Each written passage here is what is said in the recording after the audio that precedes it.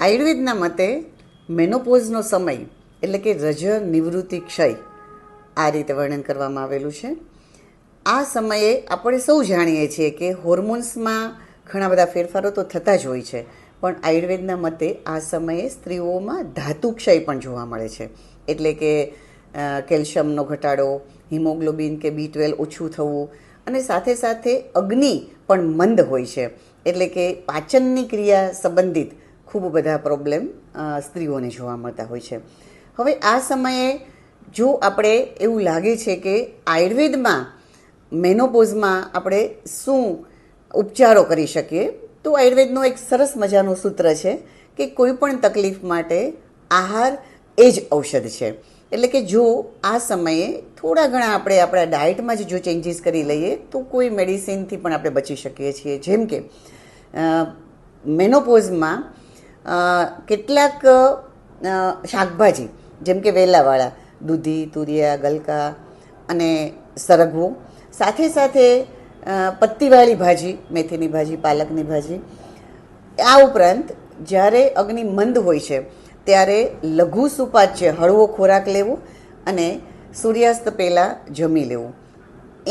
એની સાથે સાથે કેટલાક ફળો કે જે સિઝનલ આપણને ફ્રૂટ્સ મળે છે એનો ઉપયોગ એક કોઈ પણ મીલને સ્કીપ કરીને, જેમ કે તમે બપોરનું લંચમાં ખાલી ફ્રૂટ્સ જ લ્યો, આવા પણ ચેન્જીસ કરવાથી આપણને ખૂબ મોટા બેનિફિટ મળતા હોય છે.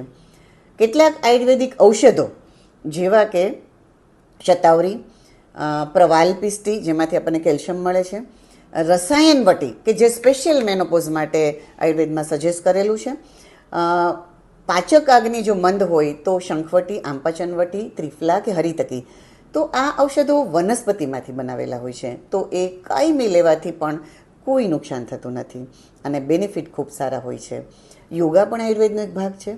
આ સિવાય કેટલીક આયુર્વેદની થેરાપી જેમ કે શિરોધારા, પંચકર્મ, ખાસ કરીને ડિટોક્સિફિકેશન માટેનું વિરેચન કર્મ, અભ્યંગ જેને આપણે રિલેક્સેશન માટેના બોડી મસાજ કહેતા હોઈએ છીએ, આ બધી થેરાપી પણ તમને માનસિક જે તકલીફો જેમ કે અનિંદ્રા, સ્ફૂર્તિ ન થવી, બેચેની થવી, નેગેટિવ વિચારો આવવા, ડિપ્રેશનમાં જતું રહેવું, આવી પરિસ્થિતિમાં ખૂબ હેલ્પફુલ થતી હોય છે. તો આયુર્વેદ એ તો આપણા ભારતીય સંસ્કૃતિની બેસ્ટ ચિકિત્સા પદ્ધતિ છે. તો આપણે આ સમયે એને વિશે જાણી અને જરૂર લાગે તો એને આપણી લાઈફમાં ઇમ્પ્લિમેન્ટેશન કરવાથી આપણને ખૂબ બેનિફિટ થતા હોય છે. Thank you. હું ડૉક્ટર પ્રતીક્ષા દેસાઈ, આયુર્વેદિક કન્સલ્ટન્ટ અને રેડસ્ટોન આયુર્વેદા તરફથી મેં MD આયુર્વેદ ઇન ગાયનેક કરેલું છે. Thank you very much.